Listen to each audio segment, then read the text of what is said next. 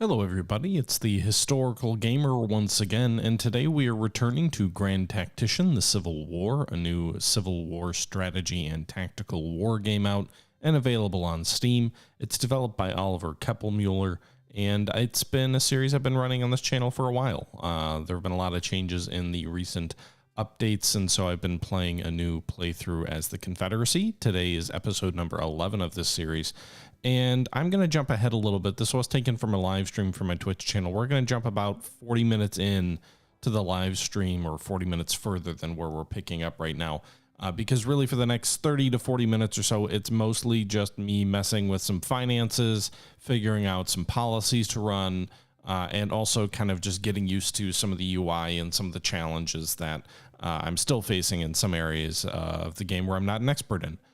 So we're going to jump ahead about 40 minutes or so. It's going to be where we start moving our armies at Fredericksburg North to try and get back to Manassas, while also dealing with a perhaps enemy counterattack into the Shenandoah Valley. And we'll have an interesting little fight, or a couple of fights, if we jump ahead. So we're going to go ahead and do that and see how things play out. So we're going to collide with the army of the Susquehanna near Winchester, and then we're going to fight a battle there with a core of this reorganized army. That's what we spent some of our time doing, is reorganizing the Army of Northern Virginia into 3 corps. The old Army of the Shenandoah is now the 3rd Corps of the Army of Northern Virginia. It's still under Joseph E. Johnston, and it is now facing off against about equal numbers of Union troops in the valley under the Army of the Susquehanna under the command of George Cadwalader. And with that being said, let's go ahead and jump into the battle. All right, we're about to fight the Battle of Winchester. It is December of 1861. The Union decided to attack anyway, despite the bad weather. Our scouts report the enemy is near Winchester, Virginia, and our army is prepared for battle. We are facing the Army of the Susquehanna under the command of George Cadwalader with a strength of some 13,000 men and 4 guns. The enemy army is green, and morale is reported to be confident. Reports indicate their supply situation is outstanding. Supply situation of our own army is outstanding. The objective on this battle is to hold the Millwood Pike, which appears to be a road. Got a much larger circle. I don't know if that's because we're on the defensive, because we have good intel, or if it's because we're a corps now, perhaps. Looks like the Union will come on the map over here on the left side. And so we do, let's bring our troops up here. Johnston. Okay, I'm not sure. Let's see here. We are now technically the 3rd Corps of the Army of Northern Virginia. Good fighting spirit, training, readiness. They actually have better intel.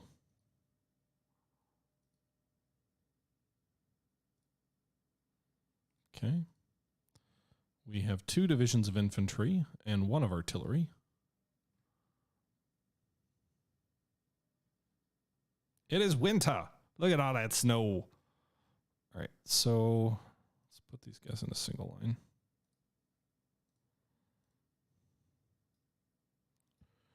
We are going to deploy. So if they're drawn to the Millwood Pike, the most likely route for them to take is through the town south of this creek. So let's do this. Let's put Longstreet kind of on the northern edge here.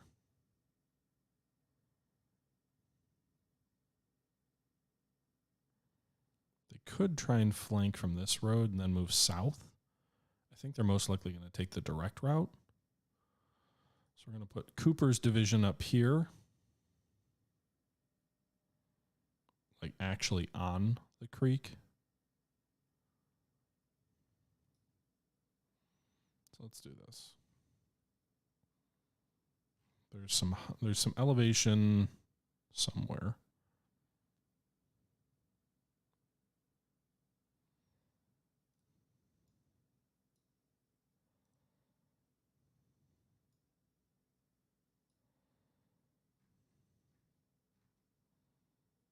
Okay. All right. So I think these troops are all anchored to this creek, which may or may not be a good idea.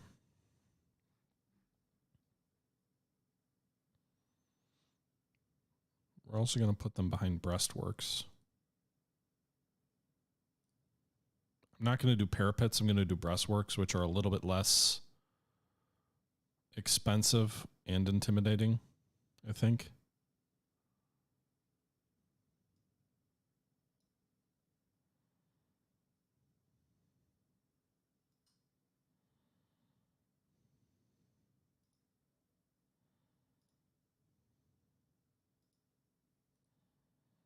That did not work, did it? It did not. All right, let's do that again.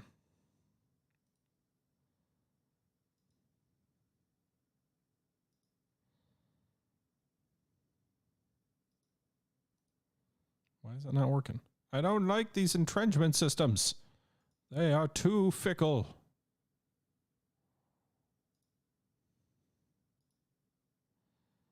All right, let's go a little bit further off the creek. We're probably running into like issues with foliage and things.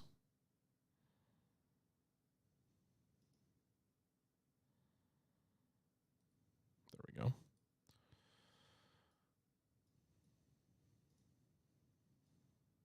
Okay, so we'll put these guys on those. And then this brigade here. The whole brigade isn't dug in. All right, that also uses way less than parapets do. Oh, shit.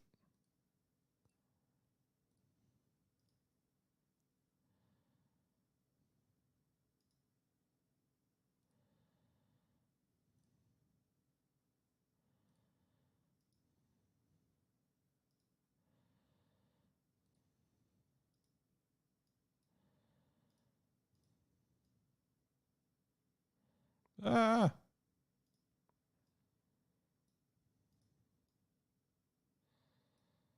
Let's do this. We'll move these guys out of here slightly.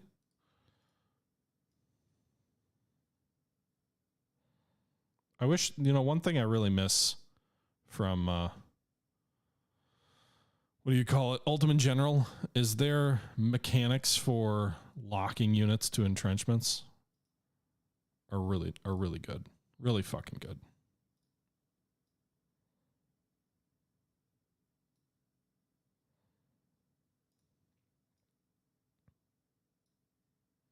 Okay. So both of these guys are behind breastworks now. And I still have enough probably for the rest of the division. So let's do that.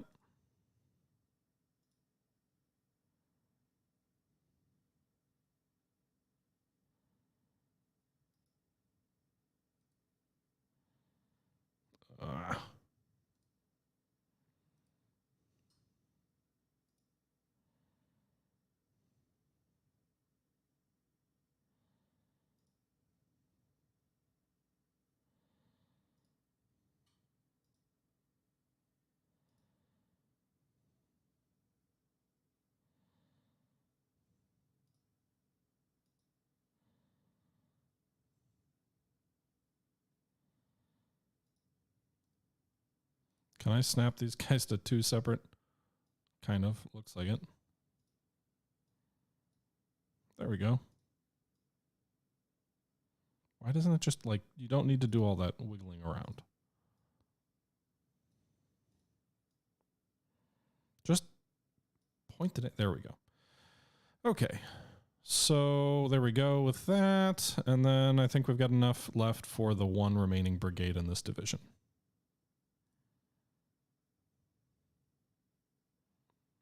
Although, you know, I don't think they're going to go that far south. They could use this road over here. But my hunch is they could come through this area. So can we put breastworks over here?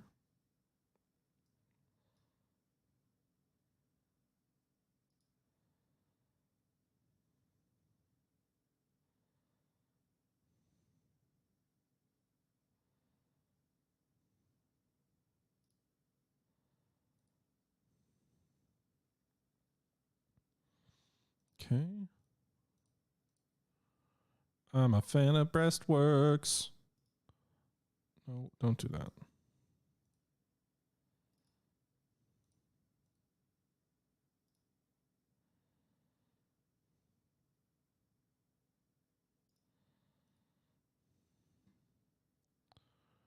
Okay. Very nice. So we'll just continue these works south.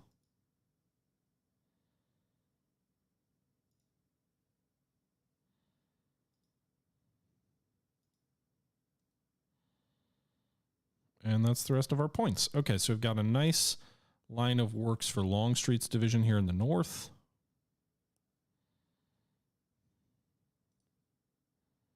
At least for some of his division. So we've got 2 of his brigades firmly behind breastworks near this northern crossing. We've got 3 brigades in the south for Cooper's division. So Cooper's division has 3 brigades behind works crossing this creek. Longstreet has 2 brigades behind this creek's crossing. I'm not sure where the enemy's going to come, but I think the logical places to defend are the southern crossing here, or I guess the northern crossing here and the southern crossing here. And then I think Longstreet will leave 2 brigades on these heights, sort of between the 2 crossings. We need to put Blanchard's artillery division somewhere. Which it looks like they've got good line of sight here. I'm assuming from back here they can shoot over the top of the infantry in front of them. I'm not sure. I guess we'll see. It looks like they could. Based on line of sight, they would. And then that still leaves Stuart's cavalry regiment, I guess. And Stuart will guard the northern crossing. Mostly just as in case the enemy tries to flank us. And then Joseph E. Johnson, you'll go establish your headquarters here. Between the 2 divisions. The enemy could flank us to the south, but I think this is the most likely direct approach. So it's 1 o'clock in the afternoon at the time this battle is starting. It is snowy out. It is December 23rd. It is the day before Christmas Eve. 29 degrees and foggy. It was the night before the night before the night. Wait, it was the night before the night before Christmas. Ah.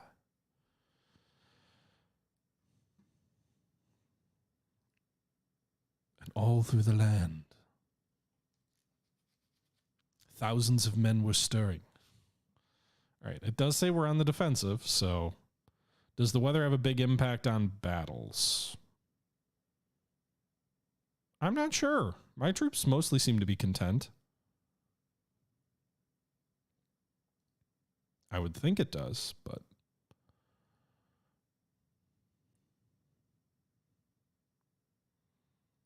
So these 2 divisions, Johnson's and Jubal Early's brigades, are largely in reserve.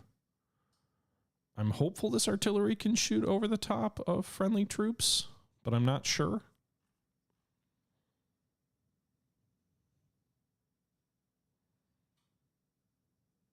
Someone's getting lead instead of... I mean, lead and coal are all the same thing, right?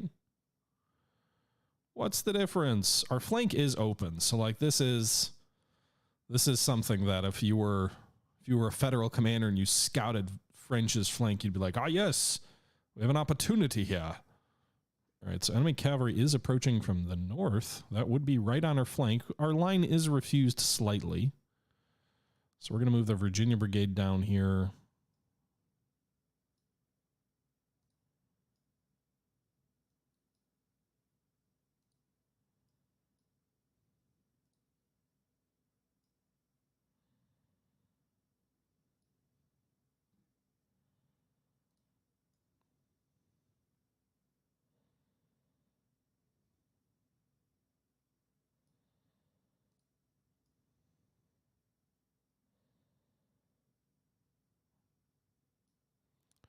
Okay, so we're going to move the Virginia Brigade over here under George Smith to extend McCullough's right to block any potential flanking maneuver here. And then we're also going to move Early's brigade up as well.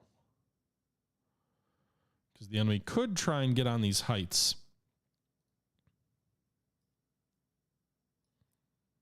We're also going to shift our artillery east since they appear to be heading, or shift our artillery right, I suppose.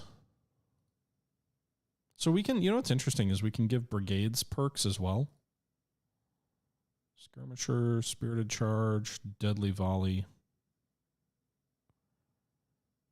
Ace of Spades. Iron Discipline, I think, is what I would want. Plus, these technically, I think McCullough's brigade is what was the the Stonewall Brigade. Thanks for the follow, Strogan.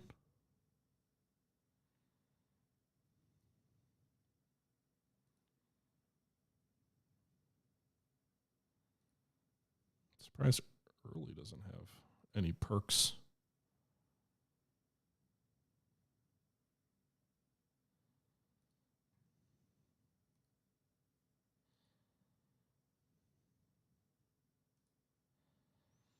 All right. I love that Longstreet is technically still a colonel. He commands a division and he's a colonel. All right, so our artillery has engaged the enemy.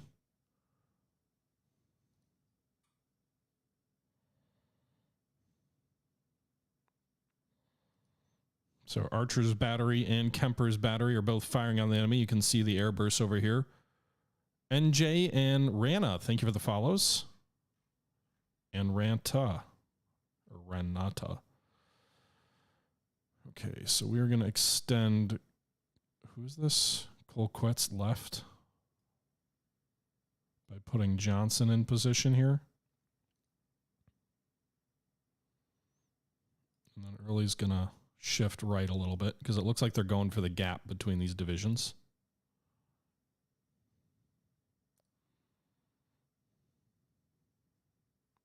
If you can shell your enemy before when they can engage, any battle can be won. Yes. I hope so. Let's win. That's the goal.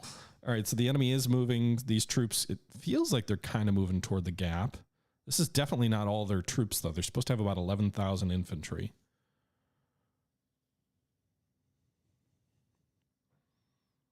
This is Cochrane's detachment, and then the 1st Brigade also sending skirmishers out.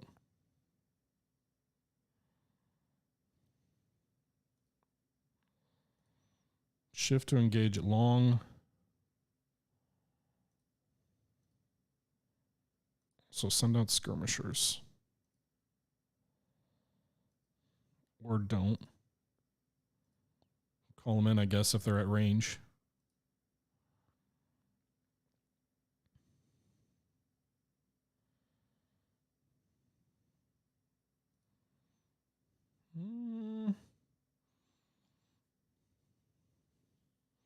I don't know if the enemy has rifles or not. It seems like we were able to engage them, or maybe that was just because I put skirmishers out.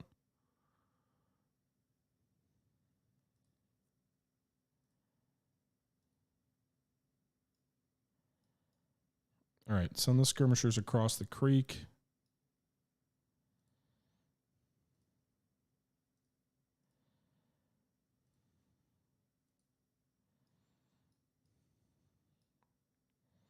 All right, boys, let's engage them with some skirmishing fire while our artillery continues to shell them. So artillery is continuing to shell them. We can see additional enemy columns of infantry coming in.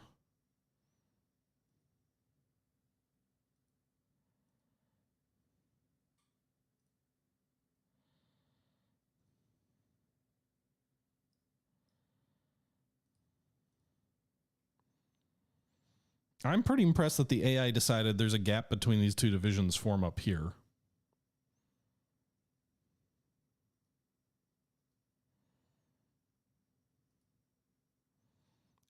It does look like the Virginia Brigade is engaging as well. But I think we're peppering the enemy at range. I don't think they're shooting back at all. It seems like we must have a range advantage. We do have Fayettevilles, which are in both of these units, which is kind of like a Springfield rifle musket. So we do have an advantage there in terms of engagement range. Perhaps if they're using smoothbores. They are bringing their some of their snipers forward, or not snipers, but skirmishers forward here. Thayer's detachment. Another brigade and some artillery's forming up, so you can see quite a few enemy brigades. Multiple skirmishing units here screening their front. Now, their flank could be open to an advance from Colquitt or Smith, but I'll keep them behind breastworks for now. They're engaging the Virginia Brigade directly as well. These skirmishers really didn't get out front much.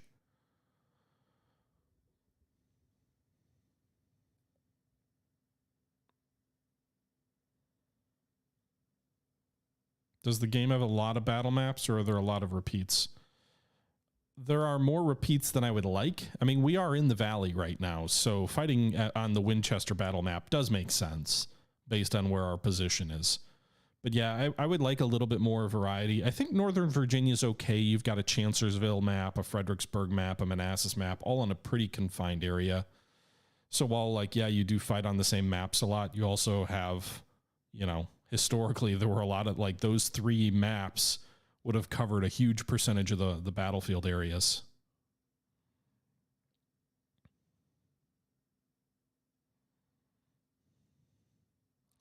Let's shift Neuhauser's. Ooh, Neuhauser. I forgot your brigade was down here. We'll shift your brigade north out of these entrenchments south of the crossing. Just so we have a reserve in the event that the Virginia Brigade gets pushed back, which is not a crazy supposition.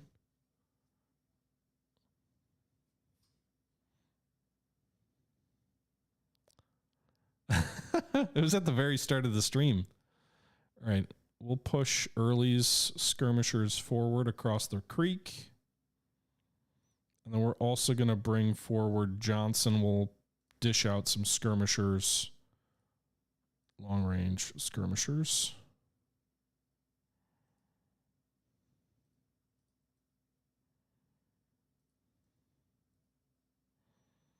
Push these guys out.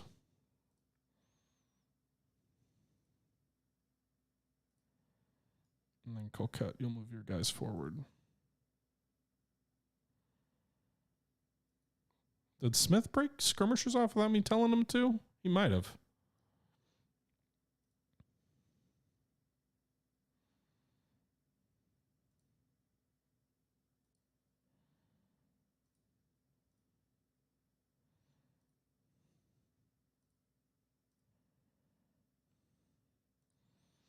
Okay, so a fair bit of skirmishing. We do have one brigade. The Virginia Brigade is engaged directly against Pope's skirmishers. How are we doing casualty-wise right now? Are you the baddies? Yes. 150 versus 90, so pretty light casualties so far. The first brigade is directly moving forward. Well, then let's pull your skirmishers back in and just engage with the brigade. You guys are behind breastworks. That should help. And you've got 2,000 more muskets than they do. Or not 2,000, but 1,000 more.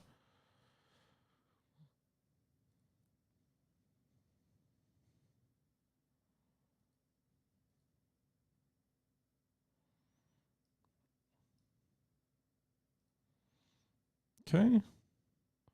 Some nice artillery support on our end going on here.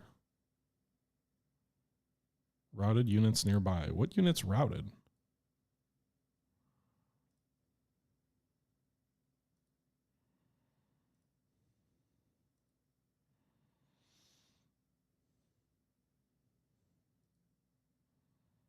Seems like when I started using skirmishers for some of my units, it's like all of the units decided they were going to do it now.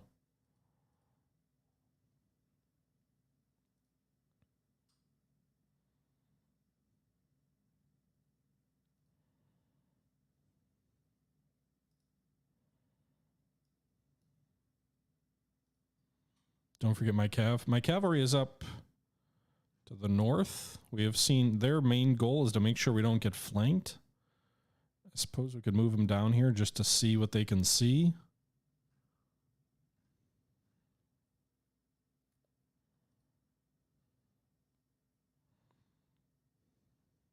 I love that I'm actually getting to use my artillery a little bit here. All right, Pope's detachments routing.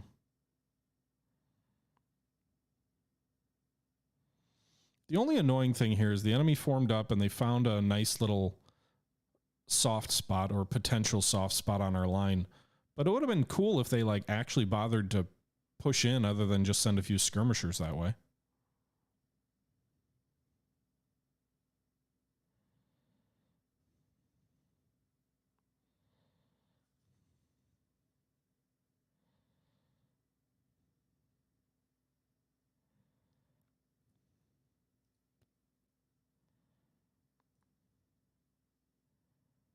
Okay, you call in your skirmishers.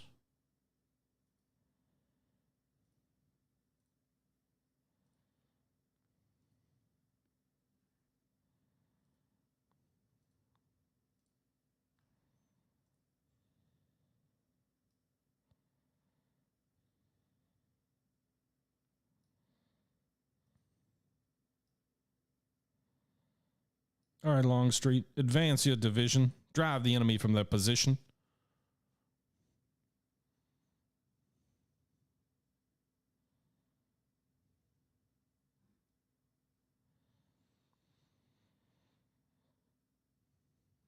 Last time I did this in a battle, I lost. I'm abandoning strongly held positions to go engage the enemy. We'll see how that turns out for us.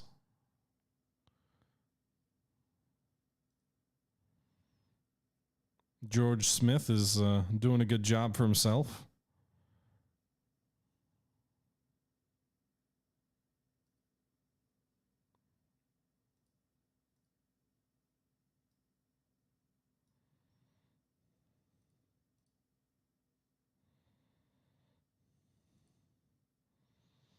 Send House's division up the middle, right up this hill. Samuel French is the commander of Hauser's division.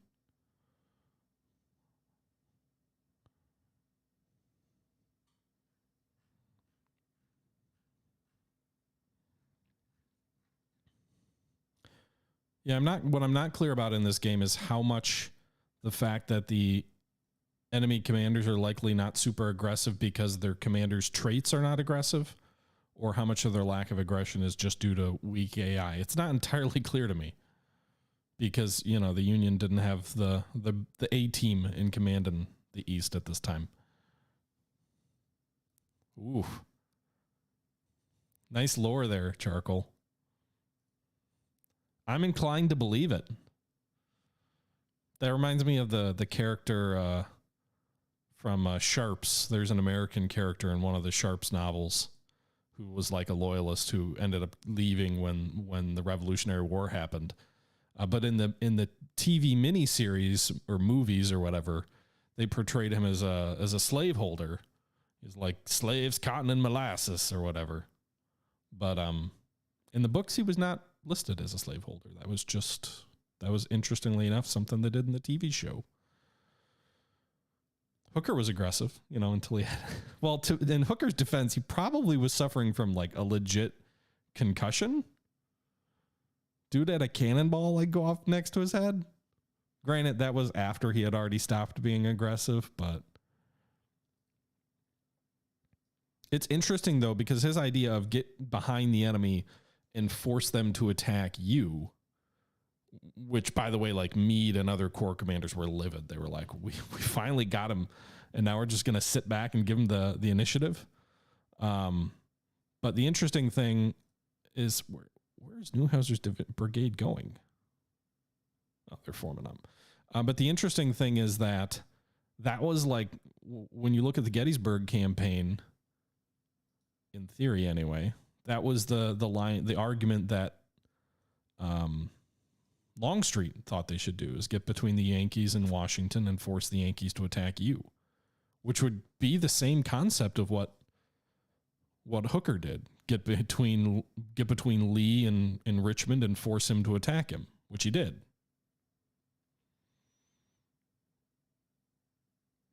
Okay.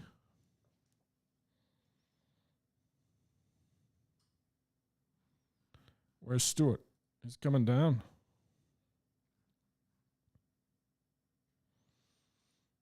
Okay, can you guys like get in position more quickly, Longstreet? You guys are taking your dear sweet time. Meanwhile, Neuhauser's brigade is in action against these enemy skirmishers. Longstreet's division is moving into position. Are they tired? Like, disrupted and tired from crossing that creek, I guess. Like, why are you facing that direction? I did not tell you to do that.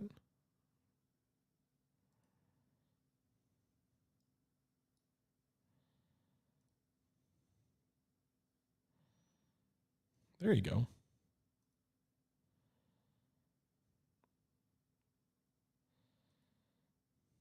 Okay. Stuart is a nice position almost in the rear of the enemy where he can kind of see things. Apparently there was a brigade there that was like basically laying down. That's weird. Where are you guys going?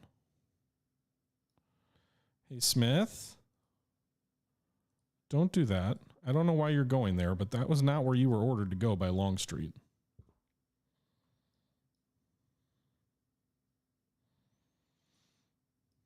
Early advance. Smith is giving up the flanking position. He is so smart, he says, aha, I know where to go now.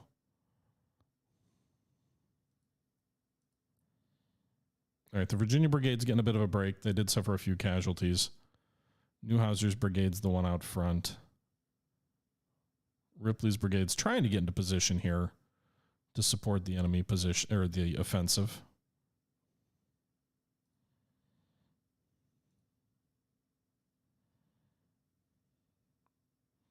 All right, we're shooting up the 2nd Brigade pretty good.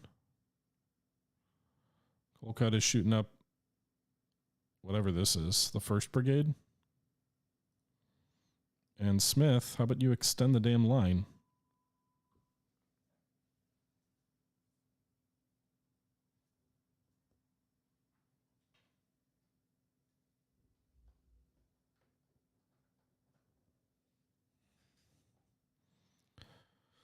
Stuart is behind the enemy lines, but not in a position where he can do much other than die. Remember, he's only got 150 men with him. Can your left get on that enemy cannon battery? They're a little bit out there. Maybe eventually,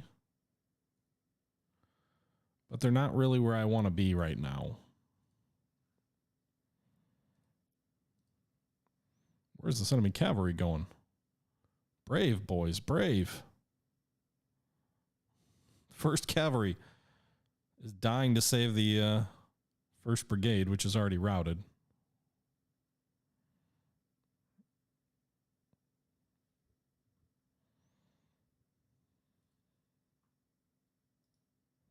Go, boys. Go get him. Charge. Can you get to them before they rout?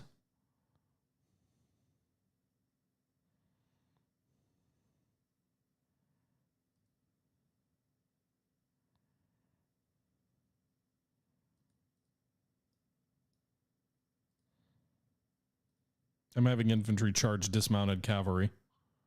I think they're too tired. I don't think they'll catch up.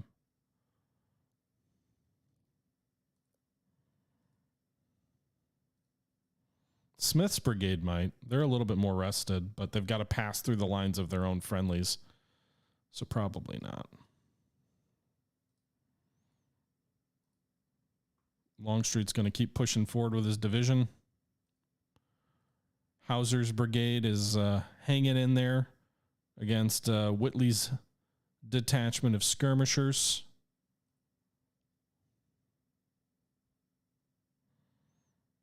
Smith, you guys are going to be nice and tired soon. Could try and capture the 2nd Brigade. They're firing as they retreat.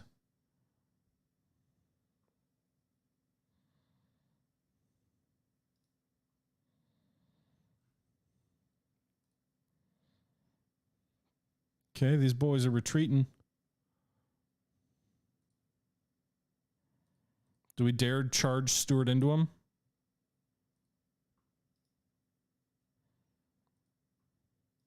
Get your sabers out, Stuart, and go. Go, go, go. 150 men versus 1,300. Shing. They don't really do much casualty-wise anyway.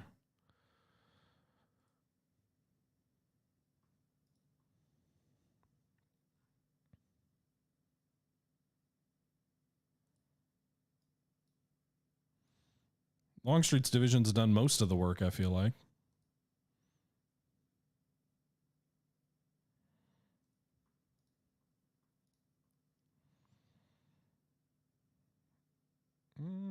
Willie's detachment. Curious whether they can. There you go. Yeah, the enemy AI did not cover itself in glory in this battle.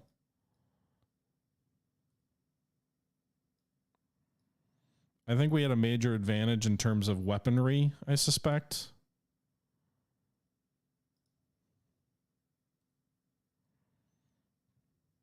Yeah, their army size is about 13,000.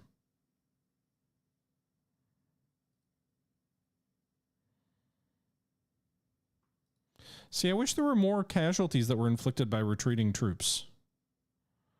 Game doesn't really seem to do a very good job with that.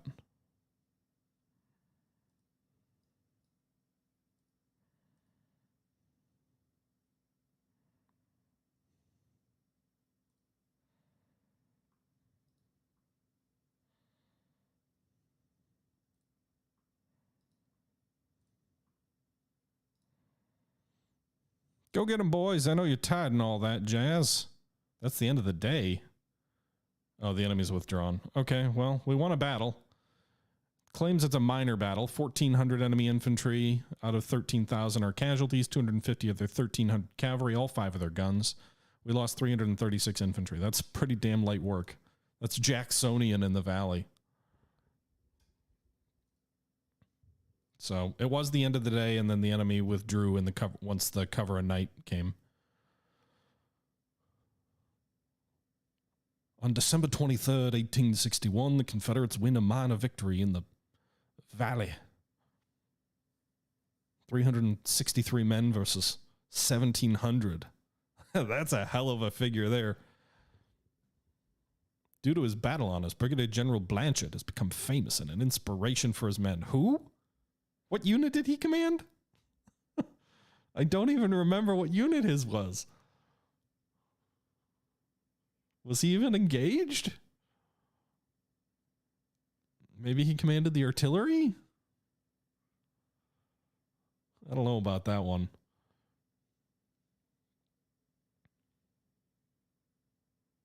I don't know. I'll have to take a look. General Blanchard becomes a national hero. Really? I don't remember what he did. The Battle of Winchester has ended with the Army of the Susquehanna withdrawing. My command has earned us a total victory with the enemy army running for their lives. The enemy has reportedly suffered 1,720 casualties, 193 killed, 343 captured.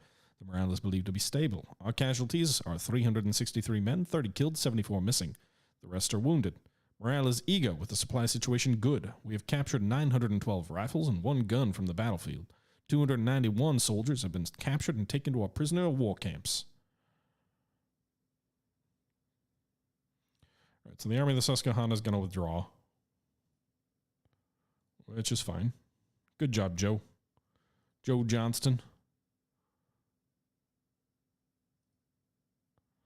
I like how Johnson is a brigadier general, but these other guys, because they were promoted to corps command, get to be major generals. Despite the fact that Joe clearly has done more for the cause so far. Still not famous, by the way.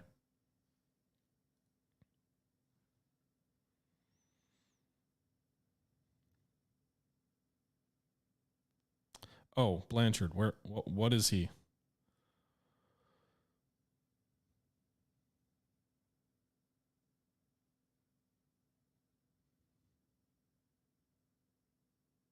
Who the hell is it? Oh, yeah, he's the artillery commander. Okay. Well, he can be famous. That's fine. I think the artillery did pretty well in that fight.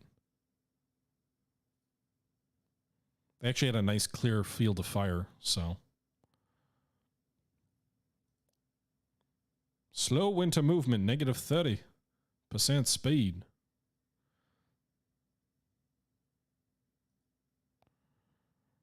So I don't want, like, Beauregard to be out there all by himself.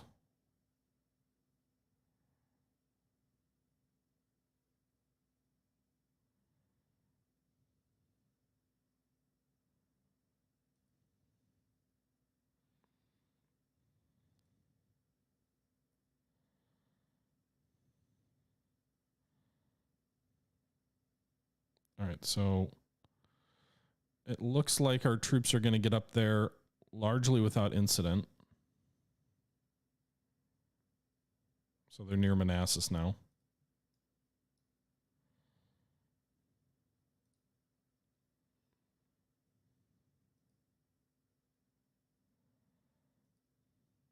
Okay. So it is now December 27th, and the Army of Northern Virginia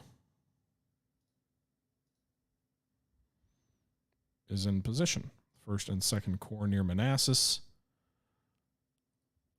Joseph E. Johnson's corps is in the valley, and we've retaken pretty much all of Virginia at this point from those dastardly Yankees, based on the front lines here. Thanks for the follow, Svisk. So no battle, it looks like, at least not right now, at Bull Run. It is December. How are our troops enlistments doing? They got to be running out. Lee's corps less so. Lee's corps is mostly newer recruits, I think. 24 months for Jackson, Hood, and Byron. Jones, Hampton, and Wilcox have 3 months left. Magruder's corps, Pendleton, Gregg, 3 and 4 months left. Lee at least has 7, so he'll be into the summer. Huger and Lawton. Now, I'm curious if these troops actually get sent home at the conclusion of their enlistment. That's what I'm not clear on, because in the past when I played, they didn't. All right, new project are available. The plantation mechanization. Subsidize cotton production by financing mechanization of plantations while slave labor is cheap. Boosting production can be achieved with use of modern machines. Each level of this further increases cotton production. Cotton production is not my concern at the moment. Also, does it use machine parts? Because we don't really have that. Farm mechanization would be more important, I think, because we're short on flour.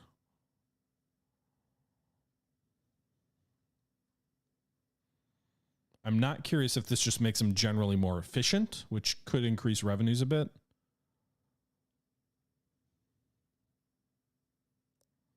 We've almost gotten to level 4 trade deals at this point. Where are we at with... we did artillery reform policies. Where are we at with free trade? 12 days, and then we will go for Militia Act 3, maybe? This just seems insane to me. So there's an option for halt cotton trade. Impose regulations on cotton exports to make demand felt in Europe. When European textile mills begin to suffer a shortage of cotton, their politicians will have to become more interested in the Confederate struggle. Cotton demand in Europe plus 10%, cotton European relations plus 10, public wealth minus 5. So like you'd think if we halt the cotton trade, that's going to dramatically cut into our economy, which I don't think I'd be okay with. I think artificial cotton scarcity was a major failure on the Confederacy's part. Department of the Ohio where?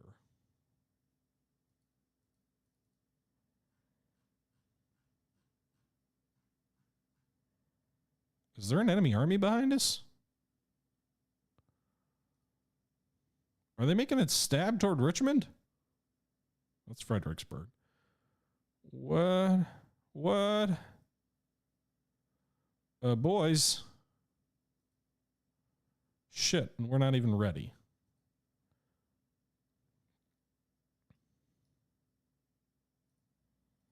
I don't know what's back there. Claims there's an enemy army invading, perhaps across Aquia Landing, which actually was the original plan for the Peninsula campaign.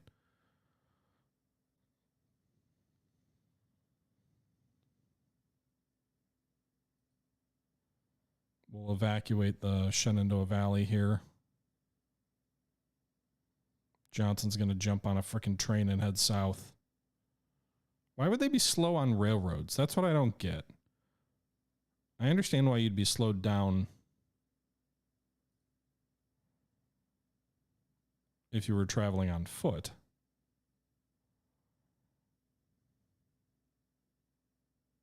Okay, now it's red again. Where's the Department of the Ohio? Are they just generally over here?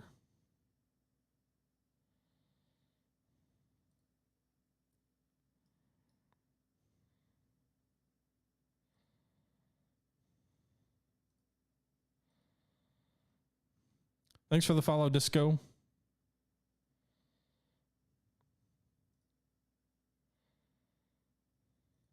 All right, so 3rd Corps will stay there to guard the flank in case the enemy decides to make a lunge for Richmond.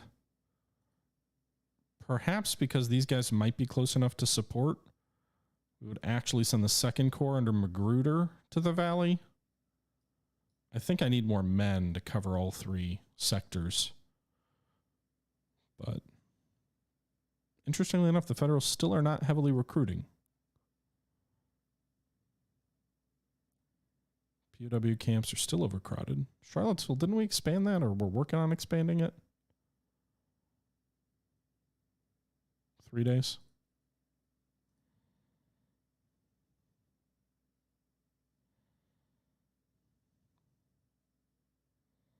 It is 1862. We have crossed into a new year.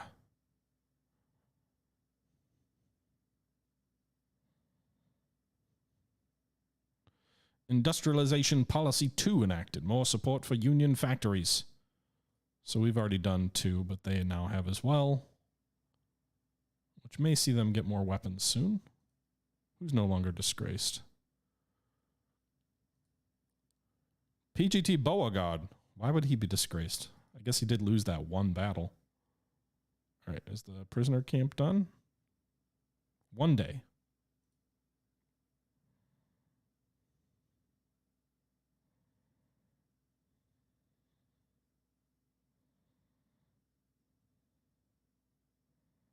Okay, so they're done now. All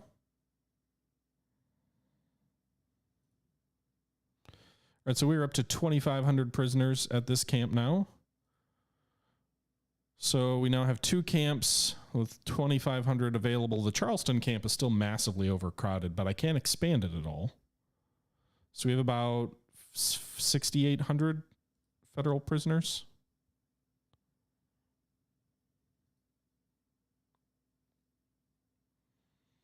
All right, January.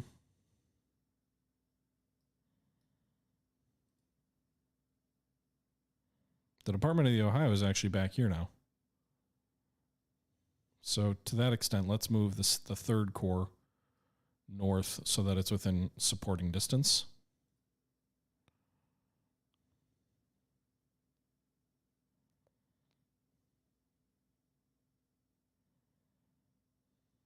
All right, the 2nd Corps is in position in the valley.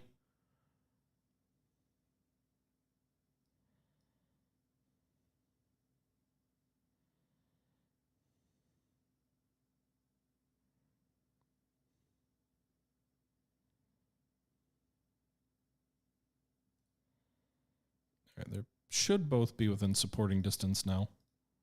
Oh, no. No. Cancel those orders. All right, Confederacy introduces free trade. Europeans enjoying low tariffs. Increased support for the Confederacy. Demand for cotton remains high. All right, so these 2 corps are here. Map is too cluttered. GUI buttons at the bottom are unattractive. Some of that's because of how I have this structured. You can shrink some of this stuff to make the GUI a little less crowded. If you want.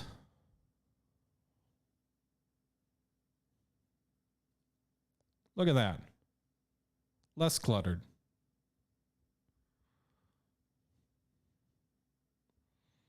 I like information. But yeah, it's A little crowded. Where are we at now with projects? Anything more? Ooh. So we can do cast artillery, cavalry carbines, cavalry reform.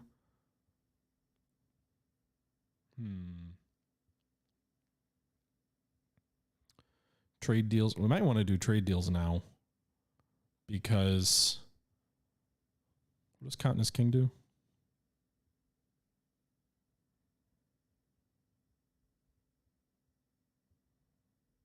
Just improves relations. So finances, where are we at now? Negative 185. Tariffs revenue did drop by 26 million, but sales tax revenues went up. So I don't know if that's like on imported goods or what. Okay. Tariffs still say 16%, which is weird because supposedly free trade cuts that to 15. Also, we need to pick a new policy now, don't we? So we could do bounties, which pay people to enlist. We could do conscription act. We could print money. Go with inflation. I'm really confused by why this one isn't available to me. It was before.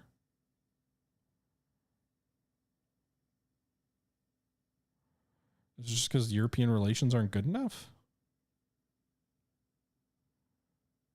We don't have the bonus for free trade yet. Let's move like, I don't know, to the 15th of January and see what happens. What's this? Construction completed on what? Is that our farm or our mill? The Vicksburg Mill has been completed. Oh, okay. So maybe actually the production of grain wasn't, or flour wasn't yet felt. That'll help, I think.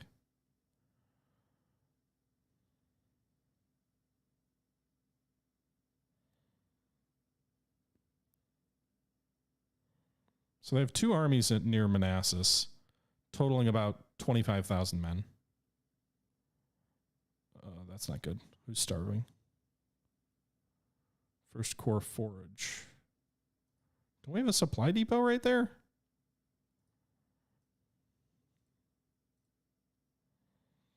Lee? What you doing? Let's build a new depot. We'll have the Third Corps build a depot also. It's going to cost a stupid amount of money. It's like a big chunk of our leftover money. I didn't pick a new policy, did I? Diplomacy's still not an option, huh? But they do like free trade.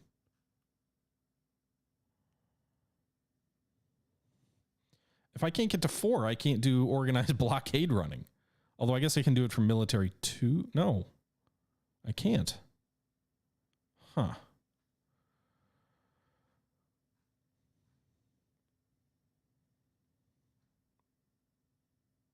Okay. Is it because I've used up my policies? Maybe I don't have enough available policies. It's the only one grayed out, though. I mean, industrialization is, but that's because we haven't. And I guess funding 2 is. So yeah, it could be because we used all our policies up. What does Military Act 3 do? Lengthens contract 36 months.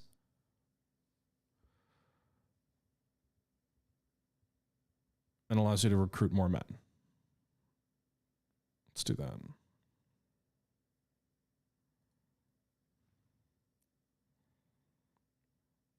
Okay. Federals still haven't really increased the size of the forces they have enlisted.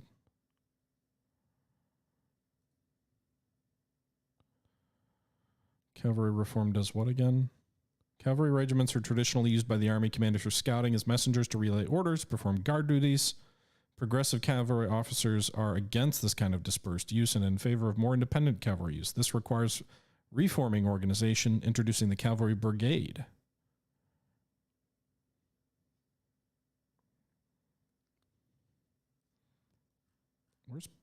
Isn't Parrott rifles an option? What do Confederate guns give me? The Napoleon.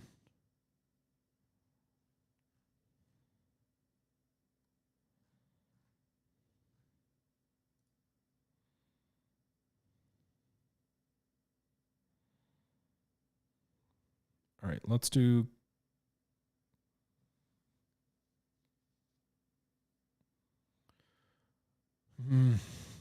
I probably need cavalry carbines before I need...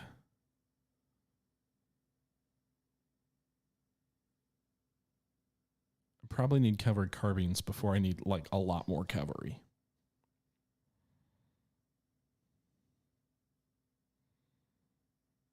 Unless we're going to unlock... Well, no, because Europe doesn't really have a lot of cavalry options, right? The British rifles unlock the Enfield. We get the Enfield musketoon, but...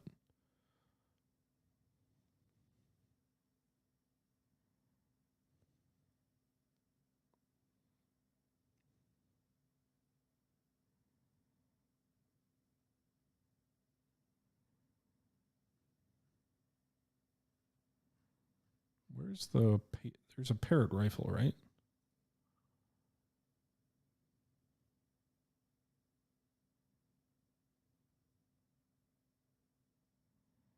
If I spend the money on cavalry now, I'm not able to get the Parrots soon.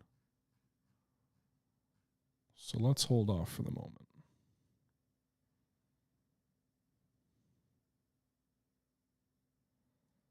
But right now I'm just using mixed cavalry weapons, which kind of suck.